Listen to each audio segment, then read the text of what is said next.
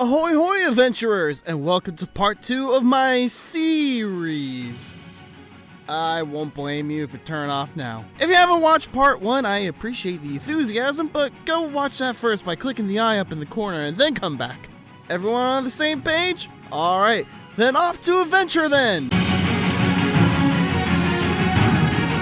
Before we begin, I've noticed that some of you are watching this video without being subscribed. Now I get that, I do it all the time, it's cool. However, if you do click that subscribe button, that'll help these videos be discovered by more people, and that will help my channel grow, and that would make me so happy. Don't you want me to be happy? I know I want me to be happy. Do it. Anyway, thank you, bye. So one thing that was lacking in the previous video was women. The better sex. They just are. S.E.A isn't just a men's only club after all. Or at least not anymore. For the first 300 years of its existence, it absolutely was a men's club. But that all changed with the introduction of Camilla Falco.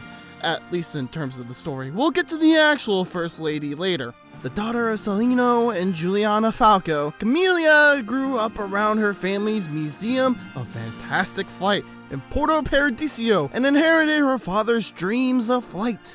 Never far from her family pet and probably supernatural falcon, Alita, Camilla quickly made a name for herself exploring the Zambezi River, becoming the curator of the Museum of Fantastic Flight and creating the Dream Flyers, while slowly flipping the bird, probably falcons, to the Wright brothers. In 1851, she became the first woman to become an official member of S.E.A in this huge ceremony, and her spirit continues to give tours at Soarin', with a G, Fantastic Flight to this day. I mean, she's no chief flight attendant Patrick, but at least she's get a cool story out of it. But that's all we really know about Camilla Falco for now. Soarin' Fantastic Flight only opened in 2019, and I'm sure you noticed the world ended recently, so hopefully we'll get some more info from Camilla in the future. Now let's talk about the actual first woman to be introduced to the S.E.A story, Captain Mary Oceaneer. With a name like that, I'm sure that it came as little surprise when she took up a career as a professional hot dog eating competitor.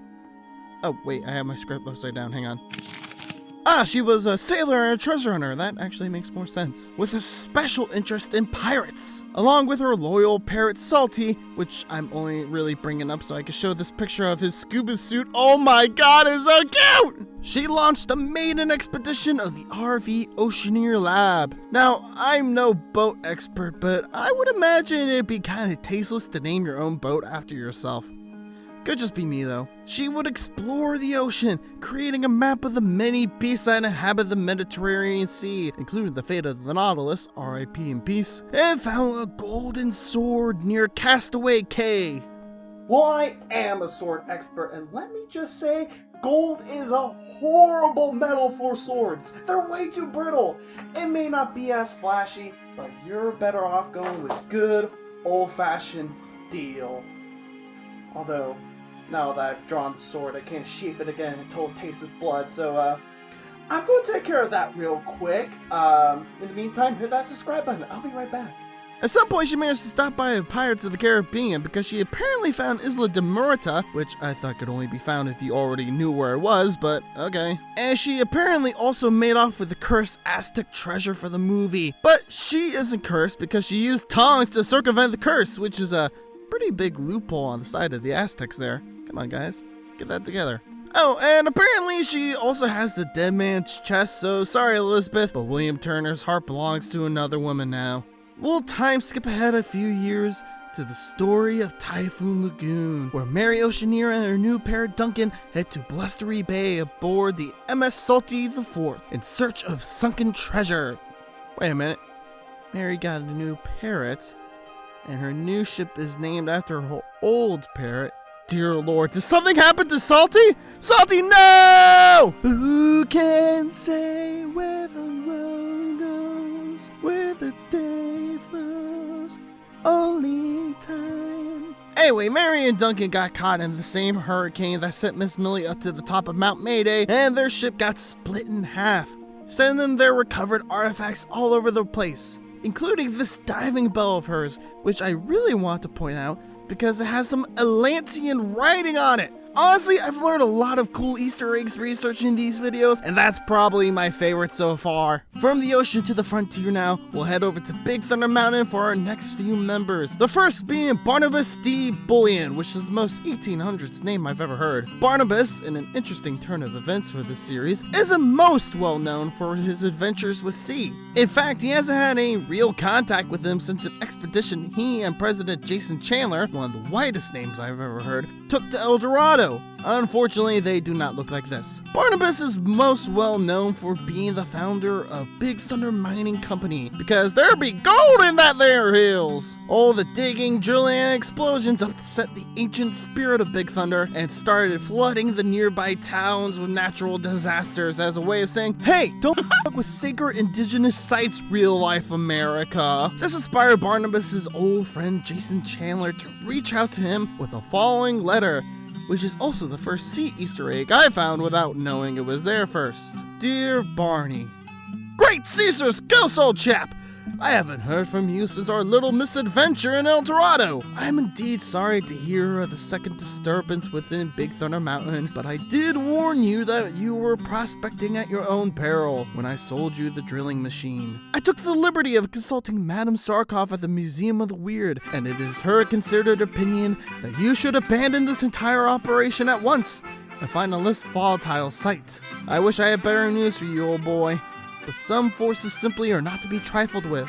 On behalf of your compatriots of S.E.A., I do hope to see you around the club a bit more often. Yours in exploration and adventure, Jason Chandler, founding member, the Society of Explorers and Adventurers. So several things with that letter. First, it's odd that Jason Chandler signs off saying that he's a founding member of S.E.A. when we all know that S.E.A. was founded in the 16th century, a good 300 years before this letter was written. Could this be a mess up by the Imagineers, or is Jason Chandler actually a time traveler caught in a loop between then and when S.E.A. was first founded? Second, he says he contacted Madame Sarkoff at the Museum of the Weird. The Museum of the Weird was one of the original concepts of what eventually turned into the Haunted Mansion. And as for Madame Sarkoff, she's actually a member of the successor to S.E.A., the Adventurers Club. So the story of the Adventurers Club has been retconned and it's a bit muddled, so bear with me here for a bit. So before Disney Springs got gentrified, it used to be known as Downtown Disney, and in the heart of it was a bunch of nightclubs collectively known as Pleasure Island. It had Jessica Rabbit as a mascot, so you know you were in the adult section now. The area was founded by S.E.A. member Meriwether Adam Pleasure, which is a name, but still.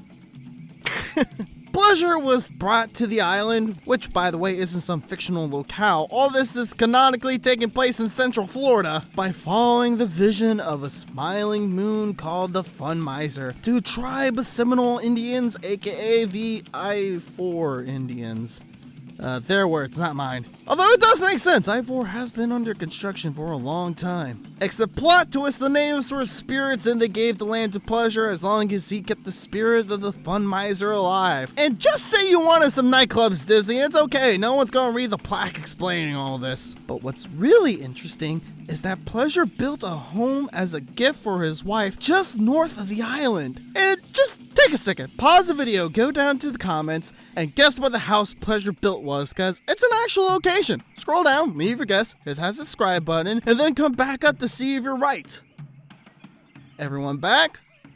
Cool. The answer is the Grand Floridian Hotel! Yes, even the Grand Floridian is connected to S.E.A. I feel like the Always Sunny conspiracy board meme doing these videos. Okay, back to the Adventurers Club. I'm not going to do the full rundown of everything that went down in there because I unfortunately never got to experience it. And honestly, recapping everything would be a video on its own. But long story short, Pleasure founded the Adventurers Club as his own little chapter of S.E.A. because he felt like actual S.E.A. was too uptight for his own liking. And after Pleasure Island was shut down, the spirit of the Adventurers Club, or at least Easter eggs of it, lived on at the Jock Lindsay Hangar Bar. And if the name Jock Lindsay rings a bell, it's probably because he's the pilot for Dr. Henry Indiana Jones! Jock Lindsay is a member of S.E.A., and while it's unconfirmed if Indy is as well, he does appear to give lectures at the Skipper Canteen. but we'll be covering everything Jungle Cruise next week. That's right, it's a trilogy, everyone. You know the drill. Hit that like and subscribe button down below, and leave a comment about how deep the rabbit hole I'm going down is. I'm Crystal Orlando, and I haven't slept in the past 2 weeks. Lore. I need more lore. Take care, y'all. One love. Don't hurt nobody.